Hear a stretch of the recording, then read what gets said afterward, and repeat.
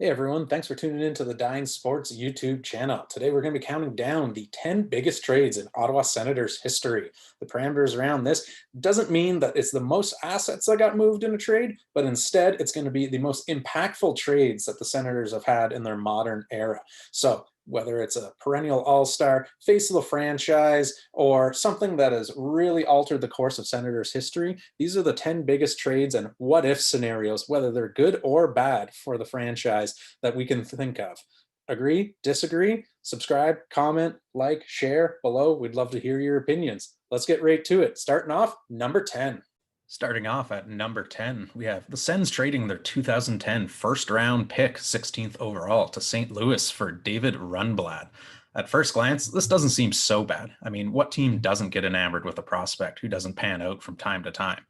Only problem is that St. Louis would go on to use that pick to take Vladimir Tarasenko, who in his last 5 full seasons has posted goal totals of 37, 40, 39, 33, and 33 respectively. The Sens, on the other hand, made the trade for Rundblad on June 25th, 2010.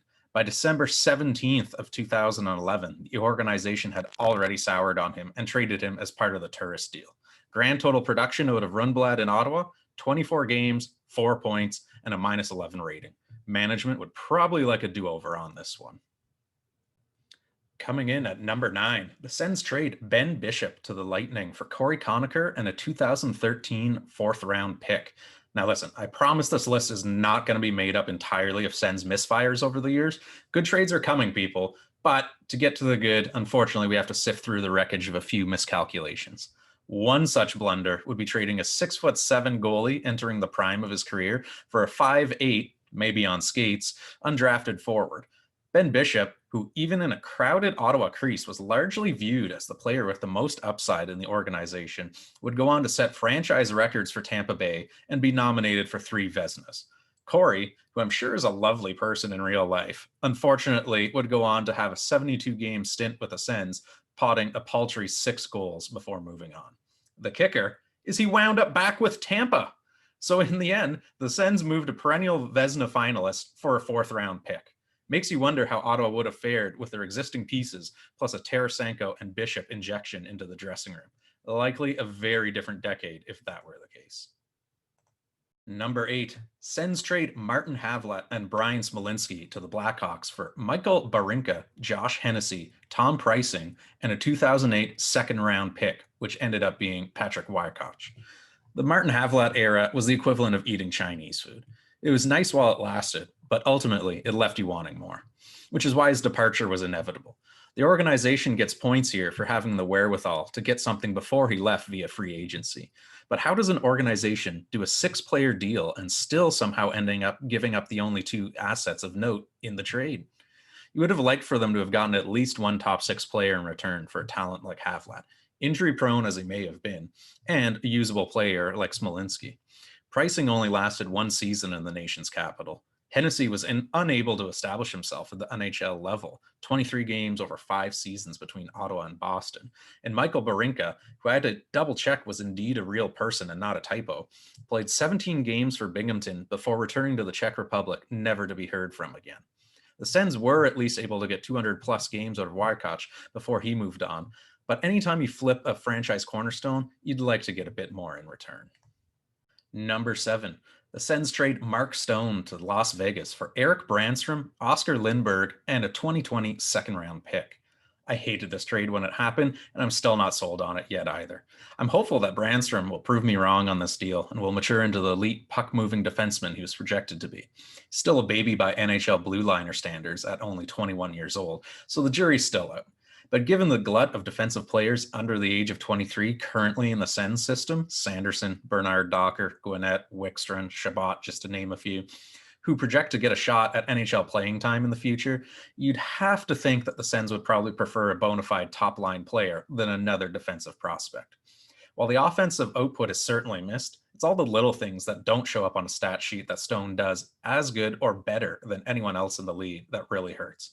The takeaways, puck pressure, and removing opposing passing lanes on rushes that are key components to Stone's game have yet to be replaced. Not to mention that he was a fan favorite and great in the community. Big shoes to fill, Eric. Let's hope you're up to the task. Number 6. The Sens trade Brian Berard, Don Beaupre, and Martin Straka as part of a multi-team trade to receive Wade Redden and Damian Rhodes.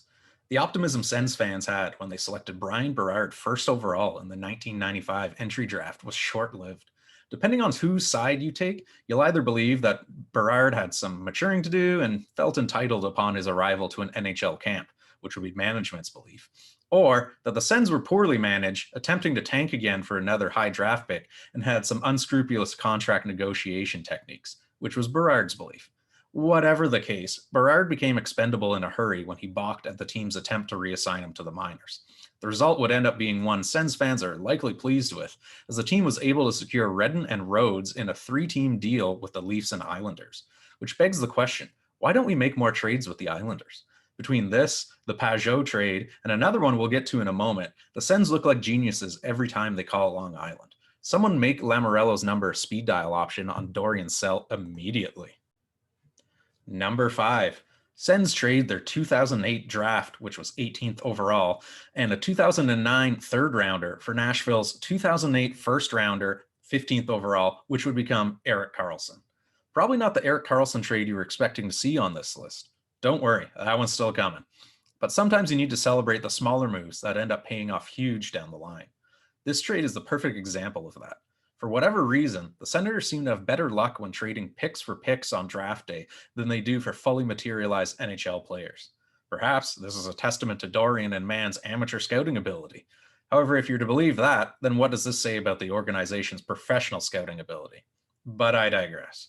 The most obvious example of a draft day success would be in 2008, where the team was able to secure two-time Norris winner and franchise icon Erik Karlsson with the 15th selection in the first round. Not bad for what would amount to be Chet Pickard, who was Nashville's selection at 18th overall, and Taylor Beck, Nashville's third rounder the following year. I don't need to bust out the NHL trade simulator to know that Karlsson for Pickard and Beck is a trade you make 100 times out of 100. Number 4. The Sens trade Shane Bowers, Andrew Hammond, a 2018 conditional first, which would end up being Bo Byram, 2019 third, which would turn into Matt Steinberg, to Colorado for Matt Duchene. Remember this trade a few years from now, because it has a chance to climb up the list for all the wrong reasons for Sens fans. Hammond was a nice story, and he's earned his place in Sens folklore, but he was never a long-term solution in the Ottawa crease. Matt Steinberg is currently at Cornell, home of alumnus Andrew Bernard, and is a few years away from turning pro. But where it'll likely get ugly fast for the Sens is Bowers and Byram. Both have great chances at breaking camp with a loaded Colorado team this year once the season gets up and running, and are poised to play big roles for the Avalanche immediately. We learned with the emergence of Cale Makar that Colorado isn't afraid to give big minutes to rookies early on. Byram could have a similar trajectory, perhaps not as high as an offensive ceiling right from the get-go. Expect for him to star for Team Canada at the World Juniors this year, and then be in the conversation for the Calder Trophy in the show.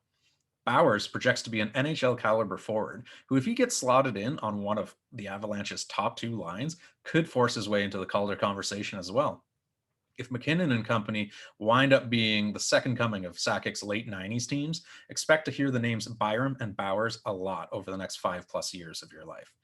All of that for 1.5 seasons of Matt Duchene, who I actually really liked while he was in Ottawa. Steep price to pay for a player on a team that was apparently on the brink of a teardown anyways. File this one away under to be reviewed a few seasons from today. Which brings us to the top 3. Coming in at the bronze medal position, we have the Sens trading Greg DeVries and Marian Hossa to Atlanta for Danny Heatley. Hey, remember when Atlanta had a team for the second time? Seems so long ago.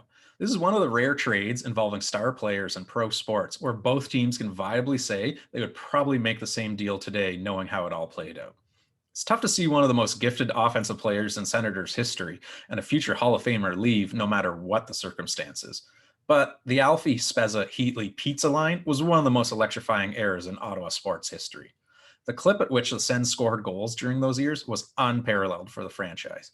So much so that Pizza, who you could exchange tickets for pizza slices the day after Sens home games, had to change the rules around their promotion several times over the course of Heatley's time in Ottawa. The three amigos were scoring goals faster than their pizza ovens could crank out pies. I still remember being at our family cottage when I saw news of the trade break across the ticker at the bottom of the screen. When I told my dad, who was in the other room, the news, he screamed, "They did what?" Then went quiet. About a minute later, after processing it, he came into the room and exclaimed, "You know what? I'm okay with that trade," which is probably the perfect way to describe this deal. Shocking at the time, but fast forward a decade and both teams would probably still do it again. Coming in at number 2, the Sens trade Carlson and Francis Perron to San Jose for Josh Norris, Chris Tierney, Rudolphs Balsers, Dylan DeMilo, 2019 second rounder, 2020 first, which would end up becoming Tim Stutzel, 2021 second rounder, conditions for the first were not met, and no additional first round pick by 2022, which was essentially the Hoffman clause about Carlson not being on an Eastern Conference roster in the 2018-2019 season. Listen, I'll be the first to admit that I've come full circle on this trade. When it first happened, I thought, San Jose did it again. They fleeced us. My view was that Tierney, Balsers, DeMilo would likely be short-term players who would ultimately never get re-signed by the team. I also thought Norris was a decent prospect, but was part of the deal mostly because he was besties with Tkachuk, not because he could potentially be a top 6 NHL forward. And finally, that Carlson would continue producing at an all-world level, and San Jose's picks would be in the 25 to 31 range for the next couple seasons. Well, in the famous words of Michael Scott, well, well, well, how the turntables. Well, that's 2 Office references thus far for those keeping score at home. If you predicted in the moment that Carlson would immediately regress, that the Sharks would crumble, and that their pick would wind up being a top 3 selection, that Norris would be named the AHL's all-rookie team and first-team all-star, and that the Sens would actually make a rare re-signing for Tierney at a super cap-friendly 2-year, $3.5 million deal, then go buy a lottery ticket right now. The stars could not have aligned up any better for the team. If Stutzel and Norris wind up being only 75% as good as they're looking right now, this will likely go down as the number 1 deal in franchise history. But for the moment, I can't in good conscience make it any higher, as they're still just prospects, and who knows what the future holds. On a side note, my favorite part of this entire deal is that Dorian was genuinely afraid that San Jose was going to pull another fast one on him. So much so that they actually included a Hoffman clause in the deal, whereby if the Sharks traded Carlson to an Eastern Conference team, they had to give the additional first round pick to the Sens. Classic Ottawa. And coming in at number 1, we've got the Sens trading Yashin to the Islanders for Bill McCult, Zdeno Chara, and a 2001 first-round pick, which would end up being Jason Spezza. Remember how I alluded to the Islanders making another glorious appearance on this list? Well, it just so happens that they're the number 1 trade the Sens have ever made. Not only did they rid themselves of a distressed asset, Yashin was fresh off being stripped of the captaincy after sitting out the entire 99-2000 season amidst his 3rd contract dispute with the Senators in 5 seasons. But they acquired 2 pillars of the franchise that propelled them to heights they'd never been before. I cannot for the life of me remember a single Bill McCult highlight, but according to his HockeyDB profile, played 70 games for Ottawa, had 0 goals and 8 assists in 2001 and 2. Oh, well, he must have been a defenseman. Well, that's a good initial thought, and where my mind went first as well. Nope, he was a right winger. Oh, well, he must have been an enforcer then. Nope, wrong again. Only had 46 penalty minutes. What the heck happened that year? The next year, he suffered an injury with Minnesota and unfortunately had his career cut short. But he's now the associate head coach at the University of Michigan, so he's doing all right for himself. Chara and Spezza would become fan favorites and perennial all-stars. Yashin, on the other hand, signed an absurd contract with New York and essentially became untradeable. 5 years later, and he was out of the NHL entirely. I'd say the Sens did all right for themselves here. So there you have it. There's the top 10 trades that have moved the needle in franchise history for the Ottawa Senators. Some honorable mentions: the Daig trade, Pajot to the Islanders, Mike Fisher being traded, Brian Elliott for Craig Anderson, the Mika Zibanejad trade, Nick Foligno for Mark Mathot, the Jakob Silverberg and Nosen trade for Bobby Ryan, and the Spezza trade to get him out of the door to Dallas are all big trades in the sense that they were involving some key players, but at the end of the day, they really didn't move the team in one direction or another in a significant enough fashion.